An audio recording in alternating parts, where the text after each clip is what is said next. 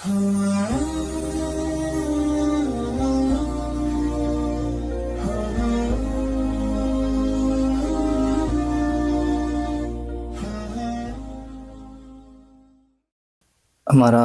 گزشتہ جو سبق تھا اس کے اندر ہم نے کفار مکہ نے جو آواز لگائی تھی سرکار دو عالم صلی اللہ علیہ وسلم نے، اس کو دبانے کے لیے کیسے سٹیپ بائی سٹیپ اس کے پیچھے چلتے رہے اور اس کو روکنے کی کوشش کی. ہم نے اس پر کافی ساری گفتگو کر لی تھی. وقت کی کمی کے باعث اس کا آخری تھوڑا سا حصہ رہ گیا تھا، اس کو ہم ابھی مکمل کر لیتے ہیں، اس سے آگے چلتے ہیں انشاءاللہ. جہاں اور حربے استعمال کیے کہ یہ آواز بند ہو جائے یا رک جائے، یہ سلسلہ ختم ہو جائے، ایک حربہ انہوں نے یہ بھی استعمال کیا، ہم تفسیر کے اندر بھی اس کو پڑھ چکے ہیں کہ نضر بن حارث ایک جو ہے نا وہ سردار تھا.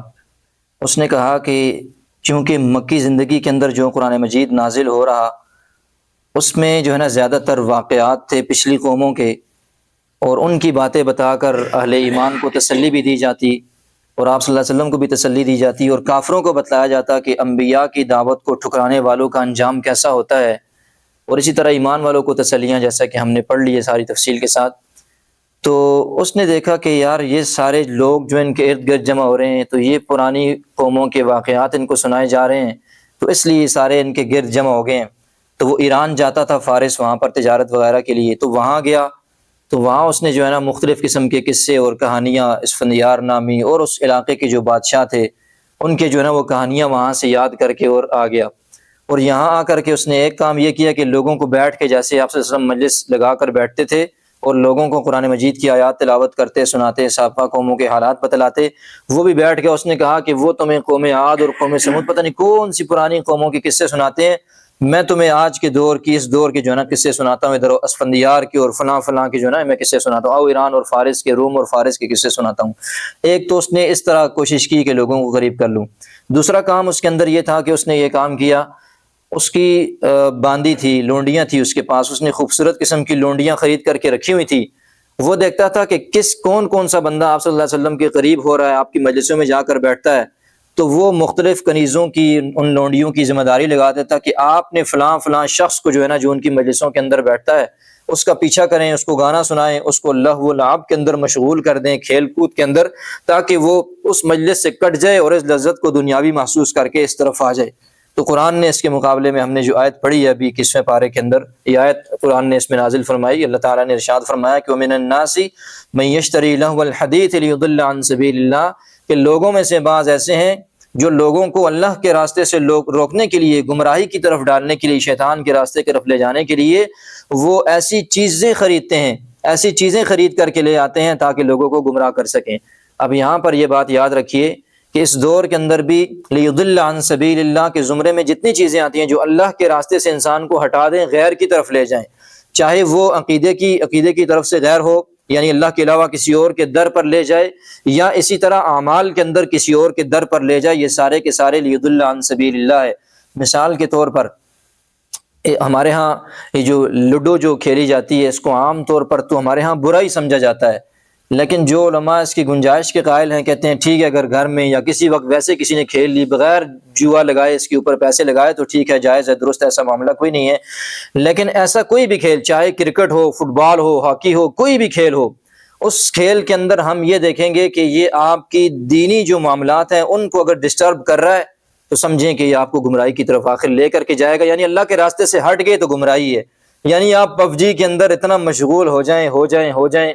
کہ آپ کو آس پاس کی کوئی فکر ہی نہ ہو، آپ کو 5 6 7 گھنٹوں کے گزرنے کا ایسے ہی پتہ چلے 10 منٹ گزر گئے ہیں. یا آپ کی فیس بک، آپ اس میں اتنی انگلیاں پھیرتے رہیں کہ آپ کو کچھ پتہ نہیں ہے کہ میری رات کتنا وقت گزر گیا یا میرا کتنے اوقات ضائع ہو گئے. تو جو بھی چیزیں آپ کو اللہ تعالیٰ کے ذکر سے اور فرائض اور واجبات سے اور صحیح کاموں سے، سنت اعمال سے روکتی ہیں، وہ ساری کے ساری اس گمراہی کے درجے کے اندر آتی ہیں. تو اللہ ہمیں ان سے بچنے کی توفیق نصیب فرمائے. اسی طرح ایک کام اور بھی وہ کرتے تھے، انہوں نے یہ کام کیا کہ آپ صلی اللہ علیہ وسلم سے بے تکے قسم کے فالتو اور فضول سوالات کرتے تھے، مختلف مطالبے کرتے تھے. ہم نے 16ویں پارے میں بھی، اور ہم نے جو ہے نا 15ویں پارے میں بھی، اور ہم نے اور مختلف جگہوں پر ہم نے اس کو تفسیر کے اندر پڑھ لیا ہے. کیا کہتے تھے کہ بھئی یہ ہمارے جو لوگ ہیں نا آپ کے پاس مجلس لگائی بیٹھ گئے، کہا کہ آپ کے جو لوگ ہیں علاقے کے جو قریش ہیں اور یہ جو آپ کے خاندان والے ارد گرد لوگ ہیں یہ بڑے تنگ دست ہیں، مالی اعتبار سے کمزور لوگ ہیں،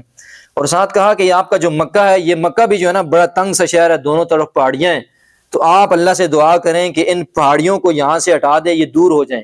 اور جس طرح عراق اور شام کے اندر نہریں بہتی ہیں تو ہمارے مکہ کے اندر جو ہے نا نہریں بہنے لگ جائیں، تو ہم پھر جو ہے نا آپ کی بات پر ایمان لے آئیں گے، ہمارے پاس مال و دولت بھی ٹھیک ہو جائے گی اور علاقہ بھی زرخیز ہو جائے گا، تو پھر ہم آپ پر ایمان لے آئیں گے۔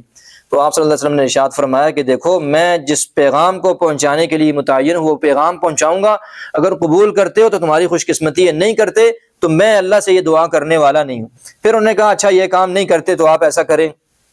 آپ کے پاس تو کچھ نہیں ہے، آپ ہمیں کس دین کی طرف دعوت دے رہے ہیں، آپ کے ساتھ کم از کم اللہ سے دعا کریں کہ آپ کے پاس زمین کے خزانے ہوں، بہت سا مال و دولت ہو، آپ کے ساتھ 3-4 فرشتے ہوں، یعنی آج کل کی زبان میں کہہ رہے تھے کہ آپ کا پروٹوکول ہونا چاہیے، پتہ چلے کہ بھائی یہ کوئی جبے والی دستار والی سرکار ہے، اس کے آس پاس آگے پیچھے لوگ گھوم رہے ہیں، ہٹو اور بچوں کی آوازیں لگ رہی ہیں، تو پھر ہم جو ہے نا اس کے پیچھے چلنا شروع کر دیں گے، اور اس قسم کے کوئی صورتحال ہمیں بتا دیں، یہ اس طرح تو ہم آپ کے پیچھے چلنے والے نہیں ہیں، آپ تو الفاظ ہیں کہ آپ تو بازاروں کے اندر ہماری طرح گھومتے ہیں، کھاتے پیتے بھی ہیں، تو یہ کیسے ہم آپ کی پیروی کرنے لگ جائیں، ہماری سمجھ میں نہیں آ رہا۔ تو بہرحال آپ سے یہ مطالبہ بھی نہیں مانا۔ اسی طرح انہوں نے ایک بات یہ بھی کہی کہ ہمارا جو آباء و اجداد میں ایک شخص گزرا ہے قصی بن کلاب،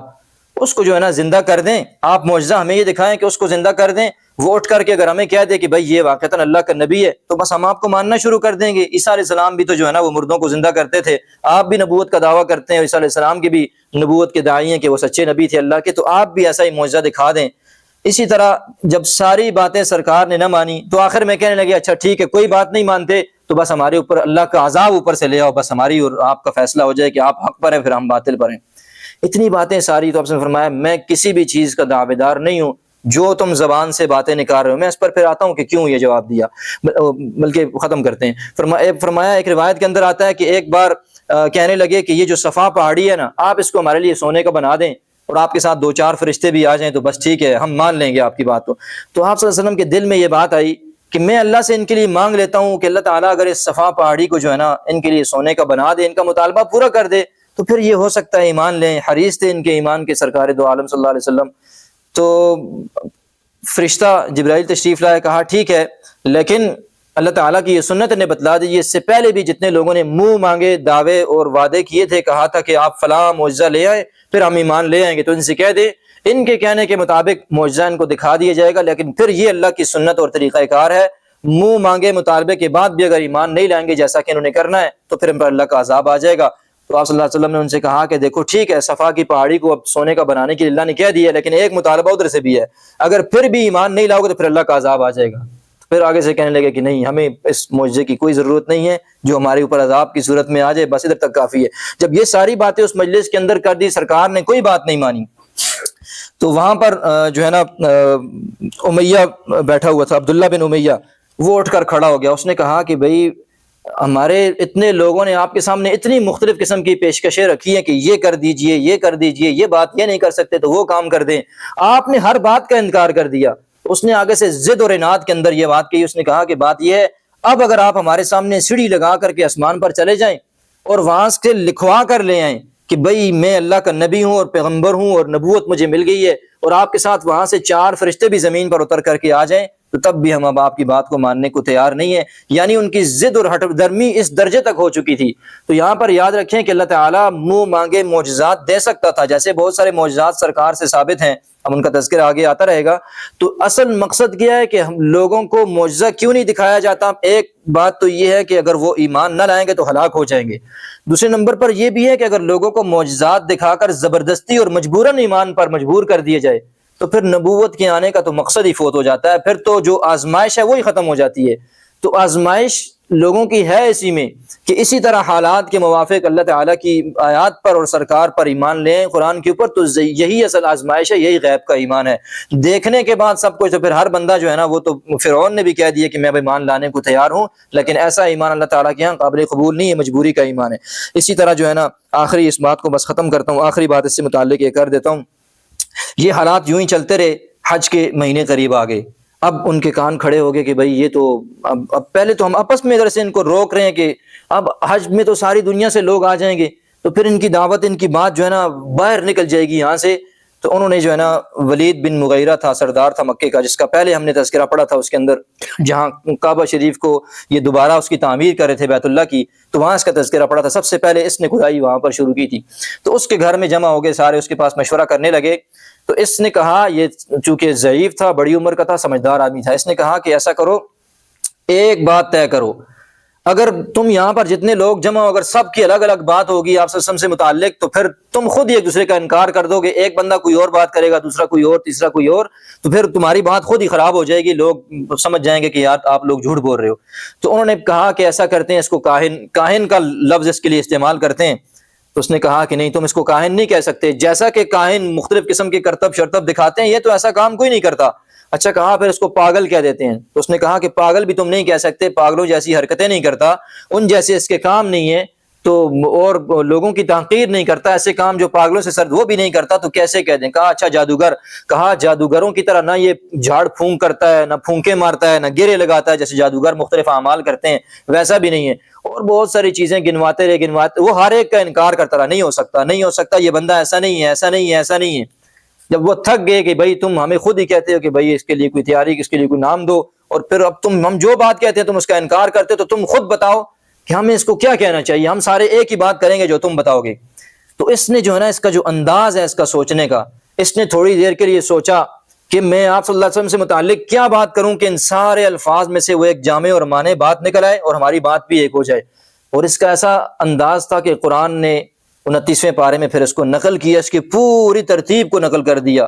انہ فکر وقدر، کہ اس نے سوچا اور پھر اس نے اندازہ لگایا۔ ثم قتل کیف قدر، پھر وہ غرق اور ہلاک ہو جائے کہ اس نے کیسا اندازہ لگایا۔ یہ پوری 16 آیات اس شخص سے متعلق نازل ہوئی ہیں سورۃ المدثر کے اندر، اس کے پورے انداز کو اللہ نے بیان کیا۔ پھر اس سے پہلے ذرنی ومن خلقت وحیدا وجعلت له مالا ممدودا، اللہ نے فرمایا مجھے چھوڑ دو اس شخص کے لیے کہ جس کو میں نے اکیلے پیدا کیا، اس کو میں نے مال اور اولاد اور دولت سب کچھ دیے، جس کے بل بوتے پر آج یہ جو ہے نا نبوت کا انکار کرنے کے لیے کھڑا ہو گیا ہے۔ تو اس کے انداز کو بھی، تو اس نے کہا کہ ایسا کرتے ہیں، اس کی ساری باتوں کو اگر میں ایک جامع اور معنی بات آپ کے سامنے کر دوں، اس نے کہا کہ آپ لوگ سارے یہ بات کرنا کہ یہ جادوگر ہے۔ کیوں؟ یہ جو بات لوگوں کو بتاتا ہے نا، وہ قبیلوں کو، خاندانوں کو، تعلقات کو، باپ کو بیٹے سے، بیٹے کو باپ سے، اسی طرح مختلف رشتوں کو توڑ دیتے ہیں آپس میں۔ تو یہی ایک بات ہے اگر تم کرو لوگوں کے سامنے، ورنہ اور کوئی اس کا حل نظر نہیں آتا۔ تو بہرحال اس بات پر مطمئن ہو گئے۔ تو ایسا کیا ان لوگوں نے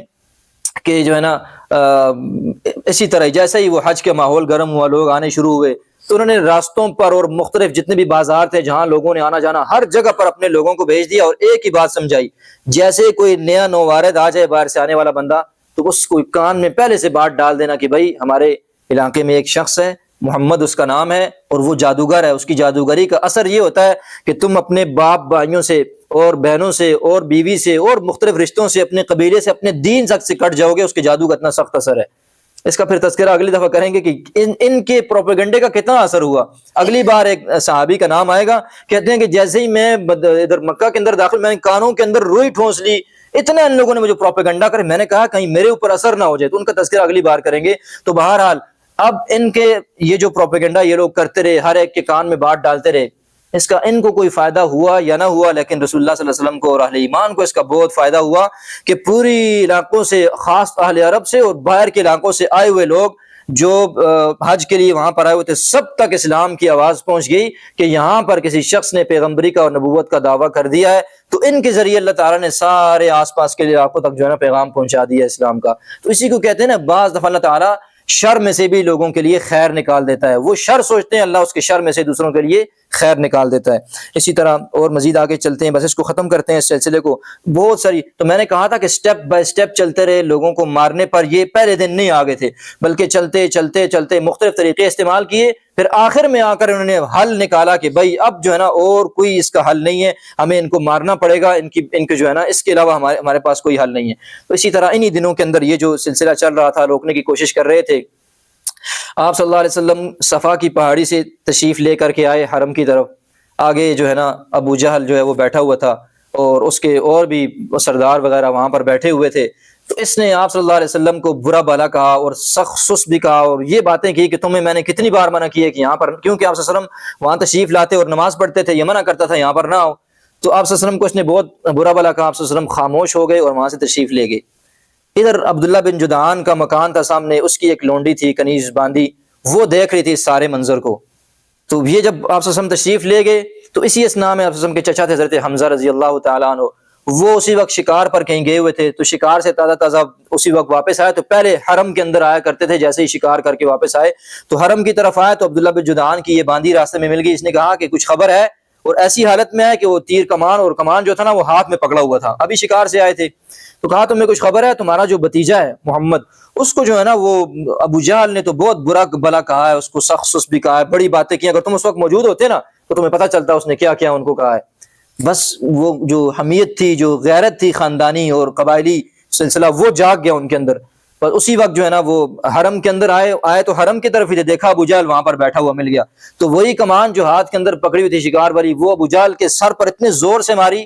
کہ سیر نگاروں نے لکھا ہے کہ اس کا سر جو ہے نا پھٹ گیا اوپر سے۔ تو آس پاس جو لوگ بیٹھے تھے انہوں نے حضرت حمزہ کو پکڑنے کی کوشش کی اور اس کی طرف سے جواب دینے کی، تو اس نے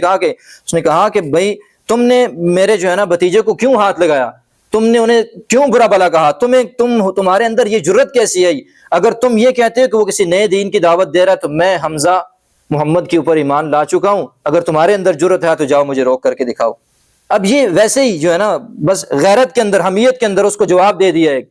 اس نے کہا کہ جب اس کے لوگ ساتھ کھڑے ہوئے، اس نے کہا نہیں اس کو چھوڑ دو، حمزہ کو کچھ نہ کہو، بلکہ میں نے خود ہی آج اس کے بھتیجے کو کچھ زیادہ ہی برا بھلا کہہ دیا ہے، اس لیے اس کی کوئی غلطی نہیں ہے، اس کو جانے دو۔ تو حضرت حمزہ وہاں سے گھر تشریف لے گئے، رات ہوئی، گھر میں جا کر لیٹے۔ اب دین کا تبدیل کرنے کا معاملہ بہت مشکل تھا، ہمارے ہاں تو ہم مسلک بھی تبدیل نہیں کر سکتے نا، مسلک تبدیل کرنا بھی بہت کوئی پہاڑ گرانے والی بات ہے، تو دین تبدیل کرنا تو بہت بڑا عمل ہے۔ رات کو جا کر جو ہے نا بستر پر لیٹتے ہیں، تو بستر پر لیٹے لیٹے خیال آنے لگ گیا کہ بھائی اس وقت تو پہلے تو غصے میں تھے، تو غصے میں تو کہہ دیے میں ایمان لے آؤں، لیکن یہاں کر رات کو سوچنے سمجھنے لگے کہ بھائی یہ تو نے کیا کر دیا ہے، اپنے آبا و اجداد کے دین کو چھوڑ دیا، صحابی یعنی بے دین، ہمارے یہاں وابی ہو گیا، تو بے دین ہو گیا ہے، یہ تو نے کون سا، اپنے آپ کو سمجھانے لگے۔ کہا یہ تو بڑی کمکلی والی بات ہے کہ میں اگر اس کی جو ہے نا پیروی کر دوں، باپ دادے کے دین کو چھوڑ دوں۔ کہتے ہیں بس میرے دل کے اندر یہ بات آئی کہ کام مجھ سے غلط ہو گیا، پوری رات کروٹیں بدل رہے ہیں، سمجھ میں نہیں آ رہی، صبح جو ہے نا وہ اس طرح سحری کا وقت اس کے قریب جو ہے نا بہت زیادہ جب دل میں اس قسم کے خیالات اور بونچال آنے لگے، تو حرم کے اندر تشریف لے آئے، وہاں آ کر کے اللہ کے سامنے گڑ گڑا کر رو کر یہ دعا کرنے کے کہ اللہ اگر میرے اس بھتیجے کا دین جو ہے نا وہ سچا ہے اور واقعتاً تیرا محبوب ہے اور واقعتاً تیری طرف سے مبعوث ہے، تو میرے دل کو اطمینان نصیب فرما، میرے دل کے اندر اس کی جو ہے نا سچائیت کو، حقانیت کو بٹھا دے۔ فرمایا کہ بس دعا کر کے جیسے ہی فارغ ہوا، میرے دل کو اللہ نے سکون عطا فرما دیا۔ صبح ہوئی، سرکار کی خدمت میں تشریف لائے اور کہا کہ میں تو ویسے ہی ادھر گیا تھا اس کے پاس تو ایسی بات کر دی، لیکن اللہ نے میرے دل کو ایسا سکون اور تسلی دے دی، آپ ہاتھ بڑھائیں میں آپ کے اوپر ایمان لے کر کے آتا ہوں۔ تو حضرت حمزہ، اب دیکھیں یہاں پر ایک نقطہ یہ سمجھنے کا ہے، آج میں چند دن پہلے بھی جمعے کے اندر میں نے ایک موضوع رکھا تھا کہ ہمارے ہاں امر بالمعروف تو ہے، لوگوں کو نیکی کی دعوت دینا، نہیں عن المنکر ہمارے اندر سے ختم ہے، ہم لوگوں کو برائی سے، گناہ سے، نافرمانی سے اب نہیں روک سکتے۔ کیوں؟ بس حالات ایسے ہیں، آگے سے کچھ کہہ دے گا، بھائی بس اپنے کام سے کام رکھیں، ہر ایک اپنے کام میں خوش، کسی کو کچھ کہیں وہ آگے سے برا بھلا کہتا ہے، تانے دیتا ہے، جاؤ میں تجھے جانتا ہوں، مختلف قسم کے حالات، ہم نے نہیں عن المنکر چھوڑ دیا ہے۔ تو یہاں سے ایک نقطہ یہ بھی، وہاں بھی بہت ساری باتیں عرض کی تھی، یہاں بھی ایک نقطہ سمجھ لیں کہ اللہ کی ذات کے لیے اگر کوئی انسان غیرت کھائے، اللہ کے دین کے لیے کوئی انسان غیرت کھائے تو اللہ تعالیٰ اس کی اس غیرت کو کبھی بھی ضائع نہیں فرماتے۔ حدیث کے اندر آتا ہے کہ سب سے زیادہ غیرت مند ذات وہ اللہ کی ہے کہ وہ غیرت کا خالق ہے۔ تو حضرت حمزہ نے تو سوچا سمجھا بھی نہیں ہے اس بات کو کہ میں واقعتاً، انہوں نے تو بس ویسے ہی قبائلی اور خاندانی حمیت اور غیرت کی وجہ سے جا کر اس کے سر کے اوپر مار دیا۔ اللہ کو ان کا یہ اپنے دین اور رسول اللہ کے لیے غیرت کھانا اتنا پسند آ گیا، اللہ نے اس کو حقیقت میں تبدیل فرما دیا۔ تو آج ہمارے سامنے ہزاروں موقع ایسے آتے ہیں، ہم کان نیچے کر کے، سر نیچے کر کے گزر جاتے ہیں، جہاں ہم دنیا کے لیے بہت کہیں جرت دکھا بھی دیتے ہیں، لیکن دین کے لیے اللہ کی قسم اگر تھوڑی سی غیرت دکھائیں نا، تھوڑا سا اپنے سٹینڈ لے لیں تو اللہ تعالیٰ اس کی برکت سے ہمارے اور بہت سارے معاملات کو، حالات کو ٹھیک کر دے گا۔ تو بہرحال دین کے لیے سٹینڈ لینا، آج ہمارے ہاں یہ جو برداشت کا یہ جو مادہ ہمیں پڑھایا گیا نا، یہ ہمارے اندر سے غیرت کا ختم کرنے کا ایک نشان ہے۔ بے غیرتی کا دوسرا نام آج ہمیں برداشت کا سبق پڑھا دیا کہ ہر بات کو، کفر کو برداشت کرو، آپ شرک کو برداشت کرو، آپ انبیاء کی، صحابہ کی، اہل اللہ کی اہل بیت کی گستاخیوں کو برداشت کرو، کچھ نہ کہو، جو مرضی کرتا رہے، آپ کو کوئی اختیار نہیں کسی کو کچھ کہو۔ تو یاد رکھیں غیرت اپنے اندر دینی حمیت کو برقرار رکھیں، یہ ہمارے آئندہ آنے والی نسلوں کے لیے انتہائی ضروری ہے۔ اگر یہ نہیں ہوگی تو آج میں کئی دفعہ ذکر کر چکا ہوں، ہمارا یہ حال ہے، ہم روک نہیں سکتے۔ تو سوشل میڈیا کے دور کے اور دینداروں سے اور دینی تعلیمات سے دور یہ جو ہماری نوجوان نسل ہے، جو ہمارے بچے ہیں آج، یہ کل ان کا کیا حال ہوگا، 20 سال کے بعد یہ کیا کریں گے، ہم اس کے تصور بھی نہیں کر سکتے۔ اللہ ہمیں سمجھ نصیب فرمائے۔ بس اس سلسلے کو مزید ختم کرتے ہیں، اگلے پوائنٹ کی طرف آتے ہیں۔ سرکار دو عالم صلی اللہ علیہ وسلم نے جب یہ سارا سلسلہ اور معاملہ ان لوگوں نے دیکھ لیا کہ بھائی ہم ابو طالب کے پاس کئی بار جا چکے، کوئی ہمیں حل چل نظر نہیں آئی، آپ صلی اللہ علیہ وسلم کی دعوت رک نہیں رہی، حضرت حمزہ مسلمان ہو گئے، پھر اگلے سبق کے اندر ذکر کریں گے حضرت عمر جو ہے نا وہ ایمان لے آئے، اور حضرت ابوبکر صدیق ہیں، عبد الرحمن بن عوف ہیں، بڑے بڑے درجے کے صحابہ جو ہے نا یہ ان کے قریب ہو رہے ہیں۔ تو انہوں نے کہا کہ اب جو ہے نا بس ہو گئی ہماری۔ اب انہوں نے ایک میٹنگ اور اجلاس بلایا، بڑے بڑے سردار سارے جمع کیے، ان سارے سرداروں میں سے 25 سرداروں کی ایک کمیٹی تشکیل دی۔ آپ دیکھیں 25 سرداروں کی، اس کا سربراہ جو ہے نا وہ ابو لہب کو بنا دیا، جو آپ صلی اللہ علیہ وسلم کا چچا تھا۔ اور ہم نے پہلے پڑھ لیا کہ اس نے پہلی مجلس میں جب سرکار نے دعوت کی تھی، اس نے سرکار کو بات نہیں کرنی دی، پہلے ہی اس نے جو ہے نا اس مجلس کو برخاست کرنے کے لیے باتیں کی۔ پھر جب کوہ صفا پر تیسری اور چوتھی بار سرکار چڑھ گئے، وہاں پر جب دعوت دی تو وہاں بھی اس نے جو ہے نا برے الفاظ جو ہے نا وہ استعمال کیے۔ تو یہ سخت ترین دشمن تھا، اس کو جو ہے نا ان کا سربراہ بنا دیا۔ انہوں نے ایک بات کے اوپر قرارداد پاس کی کہ اب آپ صلی اللہ علیہ وسلم کو، ان کے صحابہ کرام کو جس پر جس کا بس چلتا ہوگا بھرپور ظلم کریں گے، اس کے اوپر بھرپور طریقے سے ان کو روکنے کی کوشش کریں گے، زبانوں سے مختلف طریقوں سے ہیلوں سے ہم ان کو کر چکے ہیں، یہ اب ماننے والے نہیں ہیں، اب ظلم و ستم کے ذریعے ہم ان کے اوپر جو ہے نا وہ کوشش کریں گے کہ یہ لوگ اس سے پیچھے ہٹ جائیں۔ اب اس سے نقصان زیادہ کس کا ہوا؟ کمزور مسلمانوں کا، کمزور طبقے کے جو مسلمان تھے۔ باقی مالدار اور صاحب حیثیت جو لوگ تھے وہ کہیں ان کو موقع مل جاتا تو ان کی پٹائی لگا دیتے، ان کے ساتھ معاملہ کر لیتے۔ کمزور مسلمانوں کا جو غلام تھے اس قسم کے یا کمزور تھے، ان پر تو ہر وقت یہ لوگ ظلم و ستم کرتے رہتے تھے، اور خود آپ صلی اللہ علیہ وسلم کے خلاف نہیں کھڑے ہو سکتے تھے۔ اس کی بہت ساری وجوہات تھی، یعنی مار نہیں سکتے تھے، پکڑ کر قتل نہیں کر سکتے تھے۔ اس کی وجوہات تھی کہ آپ صلی اللہ علیہ وسلم کی ذات گرامی کوئی ایسی عام شخصیت تو نہیں تھی نا، جاہلیت کے معاشرے میں بھی یہ لوگ ان کو صادق اور امین کے نام سے جانتے تھے، اور ان کے جو ہے نا ہاتھ پر اپنے بڑے بڑے فیصلے ہم نے تذکرہ کر لیے کیسے کرواتے تھے۔ تو ان کی شخصیت ایسی تھی کہ ان کے سامنے تو کوئی نظر اٹھا کر بھی نہیں دیکھ سکتا تھا۔ صرف جو اپنی طبیعت کے اعتبار سے غلیظ اور برے اور گندے لوگ تھے اور اپنی ذلت کی گہرائیوں میں گرے ہوئے لوگ تھے، وہی خباثت کا جو ہے نا اظہار ان کے سامنے کر سکتے تھے، اور کسی کی جرت نہیں ہوتی تھی۔ اور ساتھ ساتھ چونکہ ابو طالب کا بھی ایک مقام اور مرتبہ تھا ان کے خاندان کا، تو کوئی ان کے خاندان کے ساتھ ٹکر لینے کی جسارت بھی جو ہے نا وہ نہیں کرتا تھا۔ تو اس لیے سرکار دو عالم صلی اللہ علیہ وسلم کو مار والا معاملہ بہت کم دفعہ پیش آیا اس قسم کا، لیکن جو ہے نا باقی دیگر صحابہ کرام کے ساتھ بہت زیادہ سلسلہ ہوتا رہا۔ آج کی نشست میں ہم تھوڑا سا اس بات کو دیکھ لیتے ہیں، سرکار دو عالم صلی اللہ علیہ وسلم کے ساتھ کیسا لوگ سلوک کرتے رہے، کہ کیسے جب ایمان کی دعوت دی، یہ سلسلہ کیسے ہوا۔ تو یاد رکھیں یہ جو ابو لہب تھا، اس کے 3 بیٹے تھے، ان میں سے 2 بیٹوں کے ساتھ آپ صلی اللہ علیہ وسلم کی 2 صاحبزادیوں کا نکاح بعثت سے پہلے سے ہو چکا تھا، رخصتی نہیں ہوئی تھی، شادی آگے رخصتی نہیں ہوئی تھی، نکاح ہو چکا تھا عتبہ کے ساتھ، اور اسی طرح جو ہے نا عتیبہ کے ساتھ، عتبہ اور عتیبہ 2۔ تو جب یہ تبت یدا ابی لہب وتب اور یہ جو معاملہ ہو گیا، تو اس نے جا کر جو ہے نا اپنے بیٹوں کو مجبور کیا اس بات کے اوپر، سختی اور درستی کے ساتھ ان کو کہا کہ محمد کی دونوں بیٹیوں کو جو ہے نا طلاق دے دو۔ تو آپ صلی اللہ علیہ وسلم کی دونوں بیٹیوں کو اس کے دونوں بیٹوں نے جو ہے نا وہ طلاق دے دی۔ یہ سب سے پہلا صدمہ جو اسلام کے راستے میں سرکار نے اٹھایا، اپنی بیٹیوں کی طلاق کی صورت میں اٹھایا۔ آپ سمجھتے ہیں جو بچیوں والے ہیں وہ اس بات کو سمجھ سکتے ہوں گے۔ اسی طرح یہ اتنا سخت ترین جو ہے نا وہ مخالف تھا آپ صلی اللہ علیہ وسلم کا، کہ آپ صلی اللہ علیہ وسلم کا جو صاحبزادہ جب فوت ہو گیا، حضرت عبداللہ، دوسرے صاحبزادے کا جب عبداللہ کا انتقال ہوا، تو اس نے جو ہے نا یہ بڑا خوشی منائی، اس نے گیا اپنے دوستوں کے پاس، ان کو خوشخبری سنائی کہ بس اس کا جو ہے نا سلسلہ نسب ختم ہو گیا، بیٹے اس کے ختم ہو گئے، بس اب جو ہے نا ہمارا کام آسان ہے۔ یعنی جس کے بیٹے اس دور میں وہ سمجھتے تھے نہیں ہوتے تو اس کی نسل نہیں چلتی، نسل نہیں چلے گی تو دین نہیں چلے گا، بس ہمارا کام ہو جائے گا، تو بس اس تک ہی ہے، اس سے آگے کچھ نہیں ہوگا۔ تو ایسا جو ہے نا یہ بدبخت تھا۔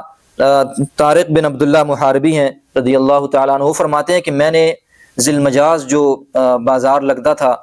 مکہ کے اندر، تو فرمایا کہ میں حج کے دنوں کے اندر میں نے دیکھا کہ آپ صلی اللہ علیہ وسلم جو ہے نا وہ آگے تشریف لے جا رہے تھے اور لوگوں کو کہہ رہے تھے قولوا لا الہ الا اللہ، اے لوگو ایک اللہ کا اقرار کر لو، باقی سارے بتوں کا، سارے غیر اللہ کا انکار کر دو تو تم لوگ کامیاب ہو جاؤ گے۔ آپ صلی اللہ علیہ وسلم یہ آواز لگاتے جاتے، پیچھے جو ہے نا ابو لہب یہ آپ صلی اللہ علیہ وسلم کے پیچھے پیچھے، کیونکہ مختلف لوگوں میں نے بتایا نا کہ بٹھائے ہوئے تھے، تو ابو لہب آپ صلی اللہ علیہ وسلم کے پیچھے پیچھے رہتا ہر وقت، تو کیا یہ پیچھے سے آواز لگاتا کہ لوگوں اس کی بات نہیں ماننا، یہ کذاب ہے، جھوٹا ہے، اور اس قسم کی مختلف باتیں اس کی باتوں کے اندر نہ آنا، یہ تمہیں لات اور عزا کے دین سے دور کرنے کی آوازیں لگا رہا ہے۔ اور حضرت طارق بن عبداللہ فرماتے ہیں کہ میں نے دیکھا کہ یہ پیچھے سے آپ صلی اللہ علیہ وسلم کو پتھر مارتا تھا، اور فرمایا کہ میں نے اس حد تک دیکھا کہ پتھر لگنے کی وجہ سے سرکار جو ہے نا وہ زخمی ہو گئے، اور اتنے زخمی ہوئے کہ ایڑیوں تک جو ہے نا پیچھے ان کے جوتوں کے اندر خون پہنچ گیا۔ یہ پیچھے سے ایسا بدبخت ہے ایسے۔ فرمایا کہ بعض دفعہ ایسا ہوتا کہ یہ ان کے اوپر خاک اور مٹی اٹھا اٹھا کر پھینکتا لوگوں کے سامنے۔ آپ تصور کریں کہ مجمع کے اندر سرکار دو عالم صلی اللہ علیہ وسلم لوگوں کو اللہ کے دین کی طرف دعوت دے رہے ہیں، اور پیچھے یہ چچا بدبخت جو ہے نا یہ پتھر بھی مار رہا ہے، اوپر مٹی بھی پھینک رہا ہے، خاک بھی اڑا رہا ہے، اور برا بلا بھی کہہ رہا ہے، تمسخر بھی اڑا رہا ہے کہ جھوٹا شخص ہے، اس کی بات نہیں ماننا۔ یہ سننے اور کہنے کو بہت آسان بات ہے، لیکن اگر یہاں کوئی میرے ساتھ خدا نخواستہ ایسے کھڑا ہو جائے تو اس کی کیفیت کو بھی ہم تصور نہیں کر سکتے۔ یہ کیسا ہے کہ کوئی کھڑا ہو کر صرف جھوٹا ہی کہہ دے، غلط ہی کہہ دے، برا ہی کہہ دے، گالی دے دے، تو کتنی بری کیفیت بن جاتی ہے جہاں پتھر بھی مارے جاتے ہیں اور پورے علاقوں کے سارے لوگ بھی وہاں پر جمع ہوں۔ تو سرکار دو عالم صلی اللہ علیہ وسلم کے ساتھ یہ ایسا معاملہ۔ اسی طرح یہ اس بدبخت کا ایک کام یہ بھی ہوتا تھا، آپ صلی اللہ علیہ وسلم کا گھر جہاں پر تھا، اس گھر کی اس گلی کے آس پاس جن لوگوں کے گھر تھے نا، ان میں بھی کچھ بدبختی، کچھ زیادہ بدبختی تھی۔ ان میں ایک ابو جہل تھا، ایک حکم بن ابی العاص تھا، عقبہ بن ابی معیط تھا، اسی طرح عدی بن حمرا تھا۔ یہ جو لوگ تھے یہ سرکار کے پڑوسی تھے آس پاس کے۔ ان کے اندر ایسی بدبختی تھی نا کہ یہ آپ صلی اللہ علیہ وسلم کے ساتھ ایسی وہ کرتے تھے، ضد کرتے تھے کہ آپ صلی اللہ علیہ وسلم گھر کے اندر نماز پڑھ رہے ہوتے، روایات کے اندر آتا ہے یہ اپنی دیوار پر بیٹھ کر کے بکری کی جو بچہ دانی ہوتی، گندگی ہوتی، بچہ جننے کے بعد جو گندگی ہوتی ہے، وہ اس طاق کر کے نشانے کے ساتھ مارتے کہ پھینکتے کہ وہ آپ صلی اللہ علیہ وسلم کے اوپر نماز پڑھنے کی حالت میں آ کر کے گر جاتی۔ اور بعض جگہوں پر یہ آتا ہے کہ یہ اس بچہ دانی کو، گندگی کو ایسے پھینکتے، اگر گھر میں سالن جب پک رہا ہوتا، ہانڈی باہر رکھی ہوتی تھی چولہے کے اوپر، یہ اس کو ایسے پھینکا کرتے تھے کہ بالکل آ کے اس ہانڈی والے سالن کے اندر یہ گر جایا کرتی تھی۔ تو آپ صلی اللہ علیہ وسلم چھڑی اور لکڑی کے ذریعے اس گندگی کو اٹھاتے، دروازے سے باہر تشریف لے آتے اور آ کر کے کہتے کہ اے بنی عبد مناف، یہ ہمسائیگی کا اور یہ پڑوسی ہونے کا کیا سلسلہ ہے، یہ کیا یہ حق ہے پڑوسی ہونے کا جو تم میرے ساتھ کرتے ہو؟ پھر اس کو باہر نکل کر کے گندگی کو سائڈ پر کہیں پھینک دیتے۔ اس کی بیوی سے متعلق میں عرض کر چکا ہوں، ابو لہب کی، کہ وہ جو ہے نا کانٹے اور جھاڑیاں ڈھونڈ ڈھونڈ کر کے لاتی سرکار کے اس دروازے کے باہر جو ہے نا وہ بچھا دیا کرتی تھی، سخت ترین دشمنی تھی۔ تو آپ صلی اللہ علیہ وسلم عائشہ سے روایت ہے، فرمایا کہ آپ صلی اللہ علیہ وسلم فرمایا کرتے تھے کہ میں مکہ میں جو میرا گھر تھا نا، میرے قریب 2 بدترین پڑوسی تھے، میں نے ان کے درمیان وقت گزارا ہے کہ وہ میرے گھر کے دروازے کے اوپر بھی، گھر کے اندر بھی آ کر کے گندگی ڈال دیا کرتے تھے، ایسے بدبخت تھے۔ تو سرکار دو عالم صلی اللہ علیہ وسلم کو نہ گھر کے اندر سکون لینے دیتے تھے، نہ گھر سے باہر یہ لوگ سکون لینے دیتے تھے۔ اسی طرح ایک عقبہ بن نبی، اچھا یہ جن لوگوں کے نام میں آپ کے سامنے ذکر کر رہا ہوں، نمبر 1 ابو جہل کا پہلے بھی آ گیا، پھر آ جائے گا ابو لہب ہو گیا چچا، عقبہ بن ابی معیط، یہ نام یاد رکھیے گا۔ ان کے نام خاص لینے کا، بتانے کے ان کی باتیں مقصد یہ ہے کہ جس نے سرکار دو عالم صلی اللہ علیہ وسلم کی ذات کو نشانہ بنایا نا، اس کا انجام پھر ہم 3-4 اسباق کے بعد پڑھیں گے۔ یہ ان کے خاص نام بتانے کا مقصد آپ کو یہ ہے، ان کے نام یاد رکھیے گا۔ جب وہاں پر تذکرہ آئے گا کہ ان کو اللہ نے موت کیسے دی، کیسے ذلت اور رسوائی کے ساتھ اللہ نے جو ہے نا ان لوگوں کو جو ہے نا پھر واصل جہنم کیا، تو پھر وہاں پر میں صرف اشارہ کروں گا کہ یہ وہی بدبخت ہے گندگیاں پھینکنے والا، یہ وہی بدبخت ہے، اس نے فلاں موقع پر یہ کام کیا کرتا۔ تو عقبہ بن ابی معیط تھا۔ حضرت عبداللہ بن مسعود ہیں رضی اللہ تعالیٰ عنہ، آپ دیکھیں صحابہ کرام فرمانے لگے کہ یہ آپ صلی اللہ علیہ وسلم جو ہے نا وہ بیت اللہ شریف کے پاس نماز پڑھ رہے تھے، یہ عقبہ بن ابی معیط ہو گیا، ابو جہل ہو گئے، یہ سارے ایک جگہ پر بیٹھے ہوئے تھے۔ ابو جہل نے کہا وہ فلاں جگہ پر میں نے اونٹنی جو ہے نا آج ذبح ہوئی دیکھی ہے، تو اس کی اجڑی وہاں پر پڑی ہوئی ہے، تم میں سے کون جوان کا بچہ ہے چلا جائے گا، وہ اجڑی لے کر کے آ جائے اور آ کر کے جو ہے نا اس نعوذ باللہ محمد کے کندھے کے اوپر ڈال دے۔ جب یہ سجدے کے اندر، وہ کہا کرتے تھے یہ اپنی چہرے کو خاک آلود جب کر رہا ہوگا، یعنی سجدے میں جب ہوگا تو اس کے اوپر کون ڈال دے گا تم میں سے، تو یہ کھڑا ہو گیا، اس نے کہا میں یہ کام کرتا ہوں، چلا گیا لے کر کے آیا جب، اور انتظار کرنے لگا، کھڑا رہا۔ جب آپ صلی اللہ علیہ وسلم سجدے کے اندر تشریف لے گئے تو اس نے آ کر کے لا کر کے پیچھے کندھوں پر ڈال دی۔ آپ صلی اللہ علیہ وسلم سجدے کے اندر ایسے ہی پڑے رہے کافی دیر تک، کیونکہ وہ کافی بھاری بھی ہوتی ہے۔ تو تھوڑی دیر کے بعد ایک بچی جو ہے نا وہ دوڑتی دوڑتی آئی، اس نے آ کر کے اس کو اوپر سے اٹھانے کی، ہٹانے کی کوشش کی، جب ہٹایا تو پھر آپ صلی اللہ علیہ وسلم اٹھ کر کے کھڑے ہو گئے۔ تو یہ بچی جو ہے نا سیدہ فاطمہ الزہرا رضی اللہ تعالیٰ عنہا تھی، اس وقت 5 سال یا 6 سال اتنی عمر کی، مورخین نے، سیرت نگاروں نے لکھا ہے کہ تھی ان کی عمر۔ تو کھڑے ہوئے، اللہ کے نبی صلی اللہ علیہ وسلم کو یہ ان کا فعل اتنا برا لگا، اتنا برا لگا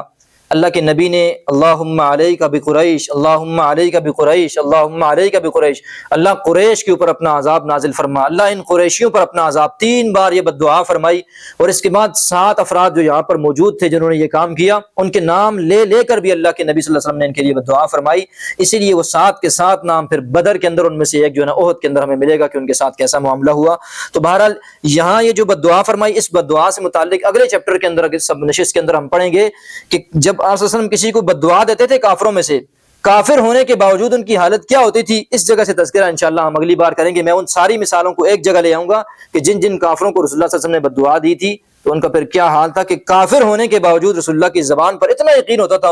انہیں پتہ لگ جاتا تھا کہ بس اب ہماری خیر نہیں ہے، اور پھر یا تو معافی مانگنے کے لیے منتیں کرنے، اسی وقت بدبختی کرتے منتیں کرنے کے لیے، معافی مانگنے کے لیے آ جایا کرتے تھے۔ تو بہرحال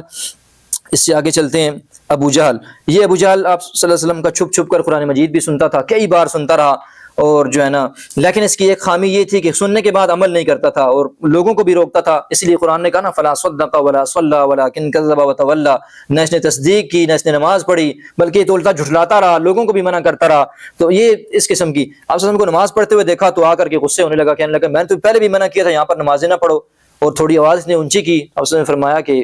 آگے سے آپ صلی اللہ علیہ وسلم نے سختی کے ساتھ تھوڑا اس کو جواب دیا، کہنے لگا تم جو ہے نا میرے ساتھ جو ہے نا وہ سختی کر رہے ہو اور مجھے اونچی آواز سے آگے سے بات کر رہے ہو۔ یہ مکہ کی جو 2 پہاڑیاں ہیں نا، ان پہاڑیوں میں سب سے زیادہ اگر بہتر اور معتبر اور عظیم کوئی شخص چلنے والا ہے تو ابو جہل نے کہا وہ صرف میں ہوں، امت کا فرعون۔ اس کو ویسے نہیں کہا گیا، اس نے آپ صلی اللہ علیہ وسلم کو ایسی اذیت اور تکالیف پہنچائی کہ ایک اور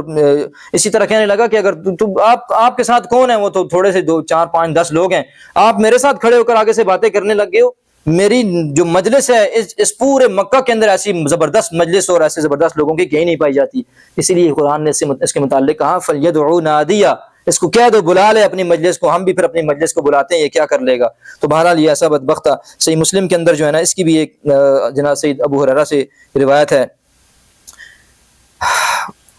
آ کر کے بیٹھا، اس نے بھی ایسا ہی کام کیا۔ اس نے کہا کہ تم روزانہ یہاں پر بیٹھے دیکھتے رہتے ہو اور یہ محمد جو ہے نا یہاں پر آ کر نماز پڑھتا ہے اور چہرے کو خاک آلود کرتا ہے، تم میں کسی میں جرت نہیں ہے کہ اس کو روک دے۔ کہا آج اگر اللہ کی قسم، یہ اس نے لات اور عزا کی قسم، اگر آج اس نے جو ہے نا ایسی حرکت کی تو میں جو ہے نا اس کے اوپر اس کو جو ہے نا اس کے چہرے کو اوپر گردن پر پاؤں رکھوں گا، اس کے چہرے کو جو ہے نا مٹی کے اندر اس سے خاک آلود کر دوں گا۔ قسم کھائی اور دیکھا آپ صلی اللہ علیہ وسلم تشریف لائے، آیا آپ صلی اللہ علیہ وسلم کی طرف اپنے اس غلیظ عمل کو سر انجام دینے کے لیے، لیکن ساتھیوں نے دیکھا کہ ایڑیوں کے بل واپس پیچھے چلنے لگ گیا اور اپنے دونوں ہاتھوں سے ایسے اپنا بچاؤ کرنے لگ گیا۔ تو واپس آیا، ساتھیوں نے پوچھا تمہیں کیا ہوا تھا، تم تو گئے تھے پاؤں رکھنے کے لیے گردن کے اوپر، تو یہ عجیب ڈرامہ کر کے واپس آ گئے ہو۔ تو اس نے کہا کہ جب میں قریب پہنچا تو میں نے دیکھا اس کے اور میرے درمیان میں آگ کی خندق ہے، یعنی گڑھا درمیان میں، اس میں آگ لگی ہوئی ہے اور اس کے اوپر بڑے بڑے پر ہیں اور 2 ہیکل اس کے اندر چیزیں ہیں۔ تو اس لیے مجھے اپنا ڈر ہوا کہ کہیں مجھے یہ آگ جو ہے نا کھا نہ جائے، میں اس کے اندر نہ گر جاؤں، تو میں اپنا بچاؤ کر کے واپس آ گیا ہوں۔ سرکار نے فرمایا اگر یہ میرے قریب آتا، میری طرف بڑھتا، تو فرشتے اس کے ایک عضو کو اچک کر کے اس کو ٹکڑے ٹکڑے کر دیتے۔ جبرائیل علیہ السلام وہاں پر تشریف لائے اور دیگر جو ہے نا وہ فرشتوں کے ساتھ، اللہ تعالیٰ نے ان کی حفاظت سرکار کی فرمائی، لیکن انہوں نے اپنی بدبختی کا پورا زور لگایا۔ آخری بات ذکر کر کے ختم کرتا ہوں۔ حضرت اس ابو جہل کی ایک عادت یہ بھی تھی، کسی کمزور بندے کی جو ہے نا وہ دیکھتا تھا، اگر اس کی اسلام کی خبر ملتی تو اس کی جو ہے نا اگر خود دسترس میں ہوتا اس کو مارتا، اس پر ظلم کرتا، اگر کسی اور کے دسترس میں ہوتا تو اس کو پھر برانگیختہ کرتا، اس کو ترغیب دیتا کہ اس کو مارو، اس پر ظلم کرو، یہاں تک کہ واپس جو ہے نا یہ دین چھوڑ دے۔ اور کسی بڑے بندے کی، کسی دنیا دار کی، کسی مالدار کا پتہ چلتا تو اس کو پھر برا بلا کیا کری اپنا کام چلا لیتا، یعنی کمزوروں پر تو ہاتھ اٹھاتا اور جو بڑے اس قسم کے مالدار لوگ ہوتے ہیں ان کو برا بلا کہنے سے کام چلا دیا کرتا تھا۔ آخری بات حضرت عروہ بن زبیر ہیں رضی اللہ تعالیٰ عنہ، ایک بار انہوں نے جو ہے نا حضرت عبداللہ بن عمر سے کہا، حضرت عبداللہ بن عمر بن عاص سے کہا کہ آپ صلی اللہ علیہ وسلم کو جو مشرکین تکلیفیں پہنچایا کرتے تھے، ان میں سے کوئی تکلیف اگر آپ نے دیکھی ہو تو وہ اس ایذا کا، اس تکلیف کا ہمیں ذکر کر دیجئے۔ تو فرمایا کہ ایک بار ایسا ہوا حرم کے اندر آپ صلی اللہ علیہ وسلم کو، ہم بھی ادھر صحابہ کرام دیگر بھی موجود تھے، اور ہم نے دیکھا کہ سرکار دو عالم صلی اللہ علیہ وسلم جو ہے نا وہ تشریف لائے اور جو ہے نا وہ اللہ کی بات کی، تو جو قریشی تھے وہ پل پڑے سرکار دو عالم صلی اللہ علیہ وسلم پر اور ان کو مارنے لگے آپ صلی اللہ علیہ وسلم کو، اور خوب جو ہے نا وہ ان کو اس کے یہی عقبہ بن ابی معیط جس کا ہم نے ابھی معیط ذکر کیا ہے، یہ اس نے آپ صلی اللہ علیہ وسلم کے جو ہے نا گردن کے اندر چادر ڈالی اور اس زور سے پیچھے کی طرف کھینچا کہ سانس آپ صلی اللہ علیہ وسلم کا اکھڑنے لگا، بند ہونے لگا۔ اسی وقت جو ہے نا کہا ہم سارے بیٹھے ہوئے تھے، لیکن حضرت ابوبکر صدیق دفاتن تشریف لائے اور آ کر کے جو ہے نا وہ اس کو دھکا دیا اس شخص کو، اور جو باقی اوپر تھے ان کو بھی دھکا دے کر ادھر ادھر کر دیا، اور کہا کہ اتقتلون رجلا ان یقول ربی اللہ، اس شخص کو مارنا چاہتے ہو جو صرف یہ بات کہتا ہے کہ میرا رب اللہ ہے، اور تم بتوں کی وجہ سے ایک ایسے شخص کو جو صرف اللہ کا پجاری ہے اس کو مارنے لگ گئے ہو۔ تو بہرحال یہاں تک یہ بات ہو گئی۔ حضرت علی رضی اللہ تعالی عنہ ایک بار اپنے منبر پر خطبہ ارشاد فرما رہے تھے اور لوگوں کو باتیں کچھ دین کی سمجھا رہے تھے، تو پوچھا تم لوگ مجھے یہ بتاؤ کہ لوگوں میں سب سے زیادہ بہادر اور شجاع شخص کون ہے؟ تو لوگوں نے کہا کہ اے علی آپ ہیں سب سے بہادر سب سے شجاع، آپ سے بہادر اور شجاع کون ہو سکتا ہے؟ تو خاموش ہے۔ فرمایا کہ میں اگر کوئی مجھ سے جو ہے نا وہ میرے مقابلے میں آ جائے تو میں اس سے انتقام لیتا ہوں، میں اس کے ساتھ لڑنے کے لیے کھڑا ہو جاتا ہوں، میں اس سے مقابلہ کرتا ہوں۔ کہا کہ مجھ سے میں اتنا بہادر نہیں ہوں جتنا کہ ابوبکر صدیق رضی اللہ تعالیٰ عنہ وہ سب سے زیادہ بہادر ہیں۔ فرمایا کیوں؟ کہا اس لیے کہ ایک بار کہا میں موجود تھا حرم کے اندر، اسی واقعے کا پھر پورا تذکرہ فرمایا کہ اہل مکہ جو ہے نا وہ قریش آپ صلی اللہ علیہ وسلم پر پل پڑے، تو ہم سارے کہا میں بھی موجود تھا، کسی کو جرت نہیں ہوئی جا کر کے جو ہے نا ان کافروں سے آپ صلی اللہ علیہ وسلم کو چھڑا سکتا ہو۔ ابوبکر صدیق تشریف لائے، ایک مکہ ایک کو مارا، ایک گھونسا دوسرے کو مارا، سب کو ہٹا کر کے، اور فرمایا کہ وہی بات کی جو حامان اور فرعون کے سامنے جو ہے نا جب انہوں نے موسیٰ علیہ السلام کو کے خلاف مشورہ کیا کہ ان کو جو ہے نا قتل کر دیتے ہیں، تو ایک شخص جو اپنے ایمان کو قرآن نے اس کا تذکرہ کیا ہے چھپا رہا تھا، تو اس نے کہا تھا ایسے شخص کو کیوں قتل کرنا چاہتے ہو جو اللہ کو اپنا رب مانتا ہے، ایک اللہ کو مانتا ہے۔ تو ابوبکر صدیق نے وہ بات کی جو فرعون کے اور حامان کے سامنے جو ہے نا آل فرعون میں سے کسی شخص نے کی تھی، اپنے ایمان کو چھپا رہا تھا۔ تو فرمایا کہ دیکھو تم کیا سمجھتے ہو کہ اللہ کی قسم دے کر پوچھا کہ یہ حضرت علی نے اپنے جو سامنے لوگ بیٹھے تھے، میں تمہیں اللہ کی قسم دے کر پوچھتا ہوں کہ آل فرعون کا وہ مومن شخص کیا وہ زیادہ افضل ہے یا ہمارے دور کے ابوبکر صدیق زیادہ افضل ہے؟ تو لوگ خاموش رہے کیونکہ جواب سننا چاہتے تھے۔ تو فرمایا کہ اللہ کی قسم اس آل فرعون کے اس مومن شخص کی، اس ایماندار شخص کی ساری زندگی ابوبکر صدیق رضی اللہ تعالیٰ عنہ کی زندگی کی ایک گھڑی جو ہے نا وہ سب پر بھاری ہے۔ اس شخص کی پوری زندگی ابوبکر کی ایک ساعت زندگی کی ایک گھڑی وہ سب پر بھاری ہے۔ فرمایا کیوں؟ اس لیے کہ اس شخص نے تو اپنے ایمان کو چھپایا تھا اور ظاہر نہیں کیا فرعون کے اوپر کہ میں بھائی موسیٰ کو مانتا ہوں۔ ابوبکر صدیق نے بتلا دیا کہ میں تو ایماندار ہوں، میں بھی اس کے مذہب اور دین پر ہوں، اور اس شخص نے صرف زبان سے بات کی تھی اور ابوبکر صدیق نے تو ہاتھوں سے بھی اٹھ کر کے آپ صلی اللہ علیہ وسلم کا دفاع کیا۔ تو ایسے سارے واقعات بہت سارے صحابہ، عبداللہ بن مسعود کا بھی آتا، وہ بھی ایسے معاملات کو مختلف جگہوں پر آتا ہے دیکھ رہے ہوتے، لیکن اٹھ کر کے دفاع نہ کر سکتے تھے، کمزور تھے اور چھوٹے تھے، نہیں دفاع کر سکتے تھے۔ تو ابوبکر صدیق اس وقت بھی میدان میں کھڑے ہو کر مار بھی کھا لیتے اور جو ہے نا آپ صلی اللہ علیہ وسلم کا دفاع بھی کر لیتے۔ تو بہرحال آپ صلی اللہ علیہ وسلم کی اور جو ایذا اور تکالیف اور دیگر صحابہ کرام کے ساتھ جو معاملہ ہوا ان کو انشاءاللہ آئندہ نشست کے اندر ہم پڑھیں گے۔ تو ساری باتوں کی عرض کرنے کا مقصد یہی ہے کہ ایسا نہیں تھا کہ آپ صلی اللہ علیہ وسلم نے اس دعوت کے کام کو پہلے دن شروع کیا تو آ کر کے یہ ہمارے تک پہنچی۔ ہم نے تو طائف کے اور ہم نے تو مختلف جنگوں کے چند واقعات ہمارے سامنے، جب ہم ان کو تفصیل سے مزید بھی آگے پڑھیں گے ہمارے رونگٹے کھڑے ہو جائیں گے اس بات کے اوپر کہ سرکار دو عالم صلی اللہ علیہ وسلم کے اس جہد مسلسل کے اندر، اس پوری زندگی میں، پوری اس ترتیب کے اندر کتنی بار کیسے کیسے غلیظ طریقوں سے ان کو ستایا گیا، وہ ہمارے تصورات سے بھی بالا ہے کہ ان کی ایک تو معصومانہ شخصیت اور اللہ کے ساتھ تعلق اور نبی ہونا اور نبوت کے بار کو اٹھانا اور پھر لوگوں کی خیر خواہی کرنا، اس پر ان کا ظلم و ستم، کیسے سرکار نے ہمارے لیے اس سارے سلسلے کو برداشت کیا۔ اللہ ہمیں سرکار کی اس ساری قربانی کو سمجھنے کی، ان کی سیرت پر چلنے کی توفیق نصیب فرمائے۔ وما علیہ الا البلاغ المبین۔